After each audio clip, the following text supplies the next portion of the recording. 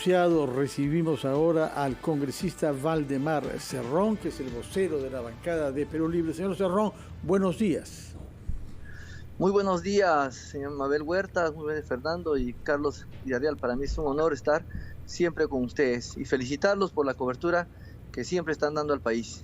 Muchas gracias, señor Cerrón. Antes de entrar a lo propio de usted, que es la actividad política, queríamos que nos diga una palabra sobre el fútbol, cómo ha vivido este partido de ayer, y queríamos que nos diga también si hay algún jugador de Junín en la selección nacional de fútbol.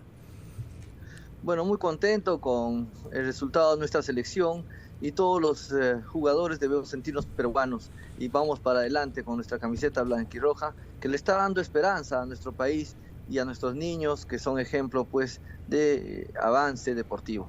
Todos somos peruanos, comprendo que no me ha querido contestar, sospecho por qué. Pasaremos entonces al tema político, señor Cerrón. Hemos entrado a una etapa diferente después del voto contra la moción de vacancia presidencial. En esta etapa lo que tenemos a portas es también una censura al ministro de Salud, señor Condori. Explíquenos usted cómo su partido y su bancada bajo su autoridad piensan posicionarse en la nueva etapa a la que queremos entrar, quizá menos polarizada y más constructiva tras una búsqueda de consenso. Bien, queremos agradecer a todas las bancadas que han participado desde todo punto de vista, desde toda opinión y argumento para que esta vacancia no prospere. Nosotros continuaremos fortaleciendo los lazos democráticos y de la gobernabilidad en nuestro país. Instamos a las demás bancadas a que dejen trabajar a los ministros y sobre los resultados que se tengan de su gestión se pueda censurar, interpelar o tal vez felicitar.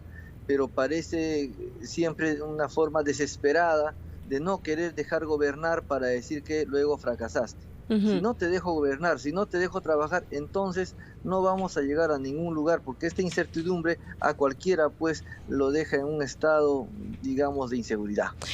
De acuerdo, congresista, pero ¿ahora qué?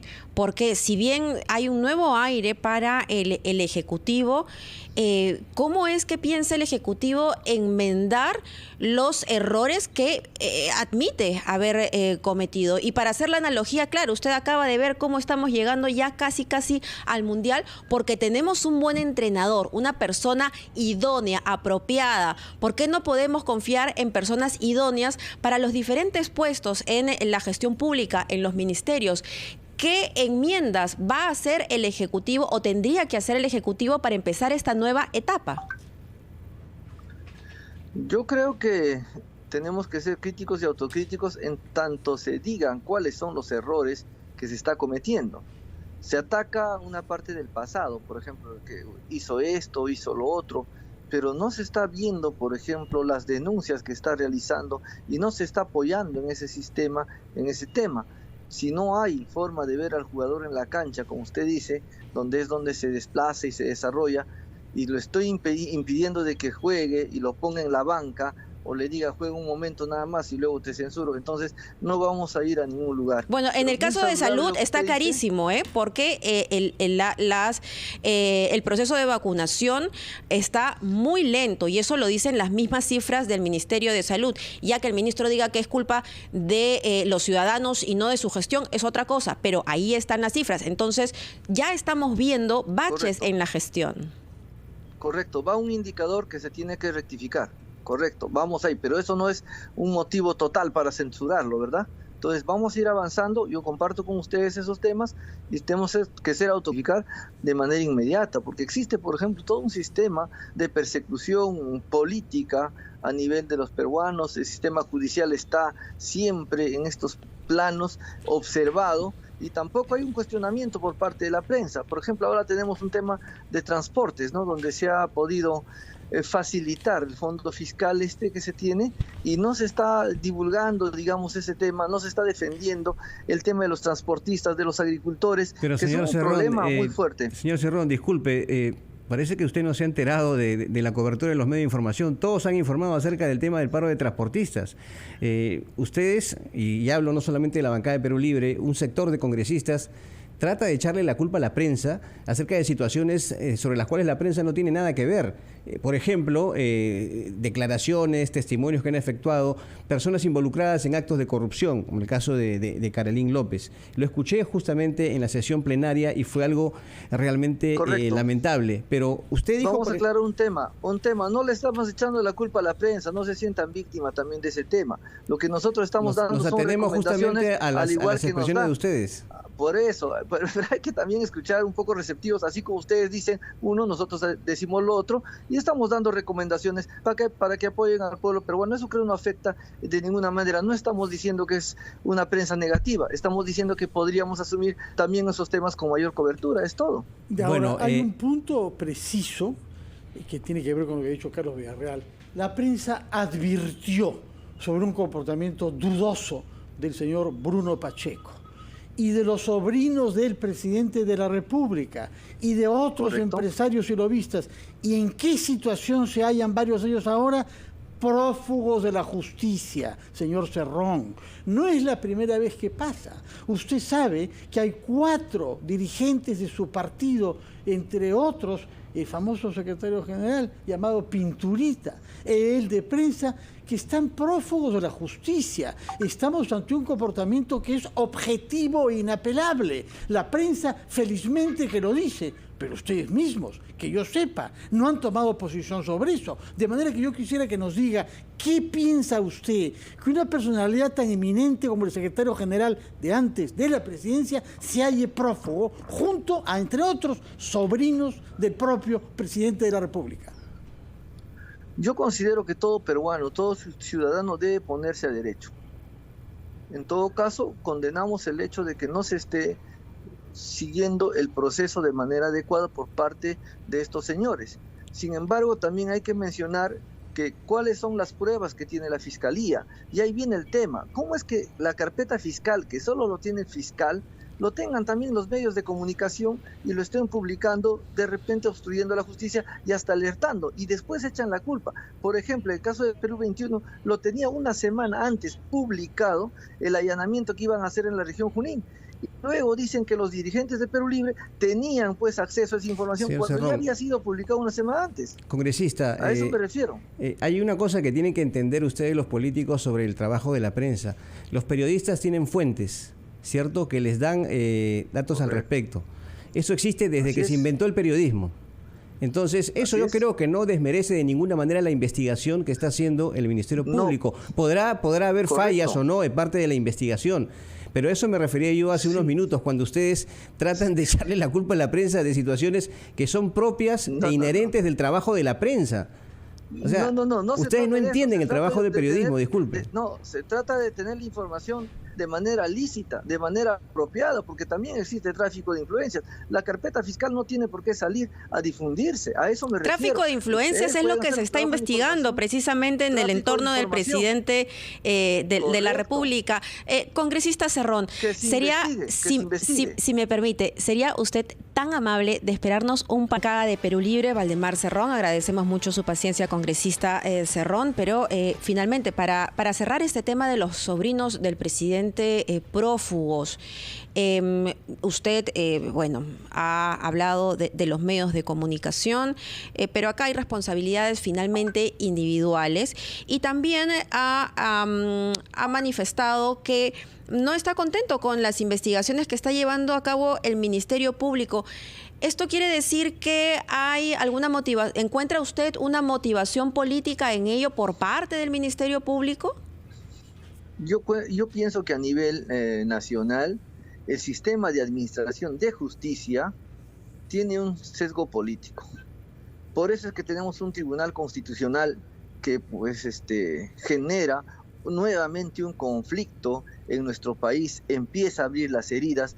Tenemos un pero no me está hablando del caso de los sobrinos, ¿no? Si quiere después podemos hablar de lo que usted quiere hablar es del indulto a Fujimori, pero yo quisiera aterrizar en el asunto de los sobrinos del presidente.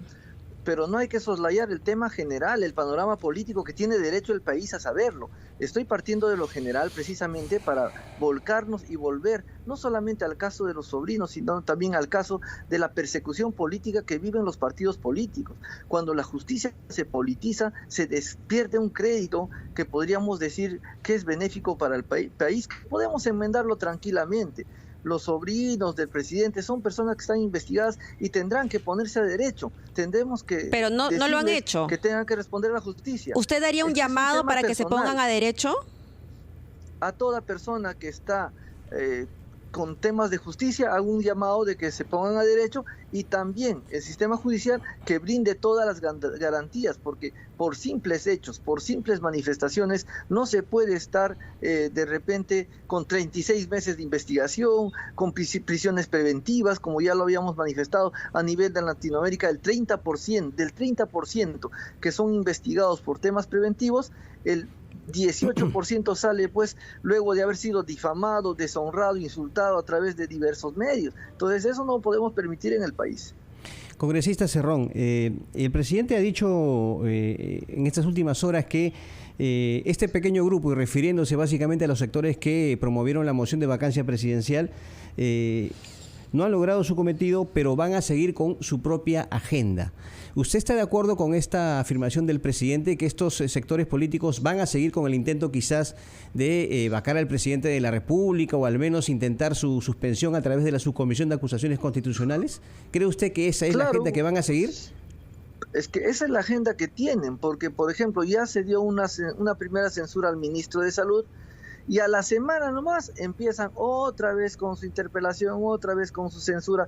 Ya se dio el tema de la vacancia, y yo espero que nos sirva de un ejemplo para que no sigamos, y pido a las demás bancadas, depongamos este tema y empecemos a hablar de la agenda país. El país necesita masificación de deporte, salud, educación, para que nosotros podamos tener pues condiciones saludables. Apoyemos estos proyectos de los hermanos de la agricultura, de transportes. ¿Y usted cree que es viable la posibilidad de un diálogo de parte del Ejecutivo con estas bancadas? El presidente también hizo un llamado a dialogar a la oposición, sí, pero hay posiciones evidentemente bastante fuertes contra el Ejecutivo. ¿Usted cree que se puede establecer este puente de diálogo realmente como lo ha convocado el presidente?